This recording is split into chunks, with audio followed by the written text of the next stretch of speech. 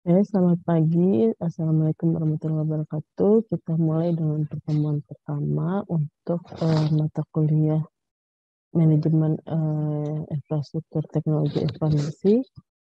Di sini seperti biasa di pertemuan pertama itu ada aturan perkuliahan ya. Jadi kalian wajib membaca materi yang yang disampaikan atau materi yang sudah ada di internet ya, yang ada kaitannya dengan manajemen infrastruktur teknologi informasi. Nah, kalian terdaftar di e-learning. Sekarang learning adalah list UPN Veteran Jakarta, .cd.id, terus kemudian tetap muka selama satu semester ini ada 16 kali, 12 kali itu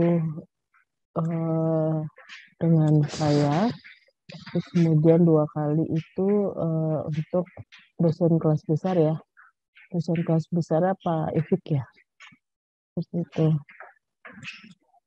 Terus kemudian ini aturan perkuliahan, nanti kalau misalkan saya tidak masuk atau bagaimana, nanti saya biasanya menghubungi salah satu perwakilan di kelas. Terus kemudian ini di skip aja ya. Nah, untuk penilaiannya nanti ada tugas, terus kemudian ada kuis. Hari ini kuisnya belum bisa dibikin karena listnya juga saya belum bisa akses. Terus kemudian untuk nilai itu akan diakumulasi dari tugas 1, tugasnya itu tugas secara berkelompok, ada tugas mandiri. Tugas mandiri itu nanti nilainya diambil dari kuis ya. Terus kemudian ada nilai UTS dengan UAS. Nah, range nilainya seperti ini. Ini akan keluar jika seluruh komponen itu ada. Tapi kalau misalkan ada satu yang tidak terpenuhi, misalkan tugas kelompoknya belum ada, atau misalkan UTS-nya belum masuk, ya berarti nilainya tidak akan keluar. Dan nilai tidak akan keluar jika jumlah pertemuan yang diikuti itu kurang dari 12. Biasanya yang amannya sih 12. Seperti itu ya. Nah, kita hari ini untuk di slide pertama hanya sedikit. Itu infrastruktur teknologi informasi itu didefinisikan sebagai sumber daya teknologi bersama yang menyediakan platform. Platform ini adalah tempat menjalankan perangkat lunak untuk aplikasi sisi informasi perusahaan yang terperinci. Jadi ketika perusahaan akan menerapkan infrastruktur IT, nah dia harus mempertimbangkan investasinya dalam bidang apa saja nih, mulai dari investasi peranti keras, kemudian itu tuh perangkat yang digunakan ya, server dan lain-lain gitu ya. Kemudian peranti lunaknya, sistem informasinya atau sistem operasinya atau DBMS-nya itu harus dipikirkan investasinya perlu dinaikkan setiap tahun atau tidak gitu ya. Kemudian ada layanan ini macam-macam, ada konsultasi, pendidikan, pelatihan dan lain sebagainya. Terus kemudian infrastruktur IT ini terdiri atas sekumpulan physical device atau perangkat keras ya, dan aplikasi perangkat lunak yang dibutuhkan untuk menjalankan suatu perusahaan atau organisasi secara keseluruhan. Infrastruktur IT ini kumpulan layanan firewide atau yang mencakup seluruh perusahaan. Jadi layanan-layanan yang ada di dalam perusahaan yang dianggarkan oleh pihak manajemen dan terdiri atas kapabilitas manusia dan kapabilitas teknik. Kapabilitas manusia berarti menaikkan knowledge pegawai yang dimiliki gitu ya, agar bisa bersaing dengan perusahaan sejenis yang lebih kompetitif gitu ya, sehingga dia lebih memiliki competitive advantage dibandingkan dengan perusahaan atau organisasi jenis gitu. Kemudian kapabilitas teknik Berarti dari sisi perangkat keras dan perangkat lunaknya seperti itu.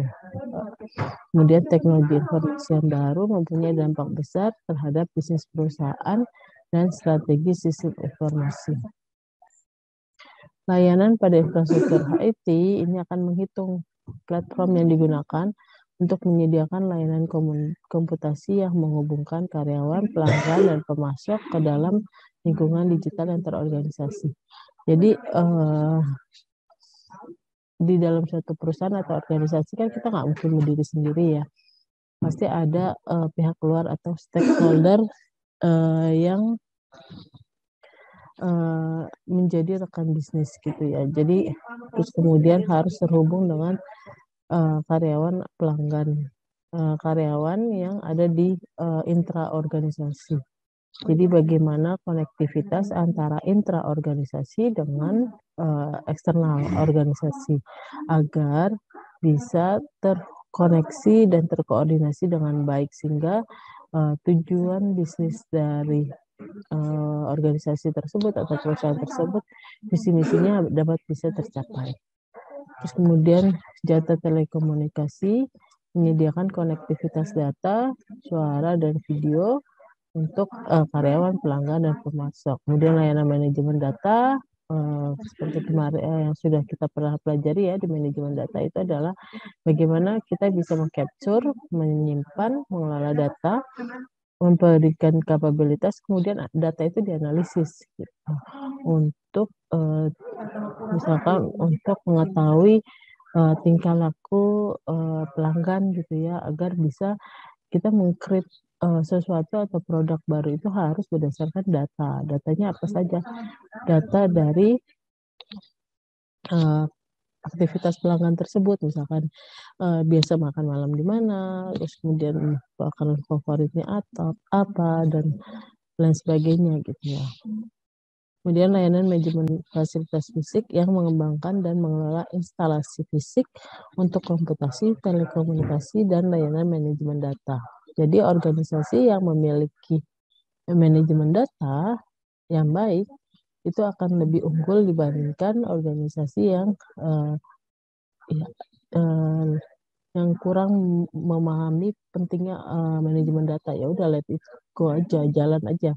Yang penting organisasi bisa berjalan gitu, tapi tidak mempertimbangkan ke depannya itu seperti apa. Kemudian layanan manajemen IT yang merencanakan dan mengembangkan infrastruktur, mengkoordinasi berbagai layanan.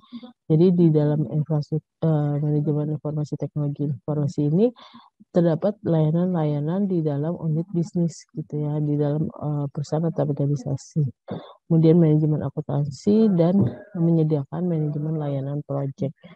Oke, itu untuk pertemuan 1.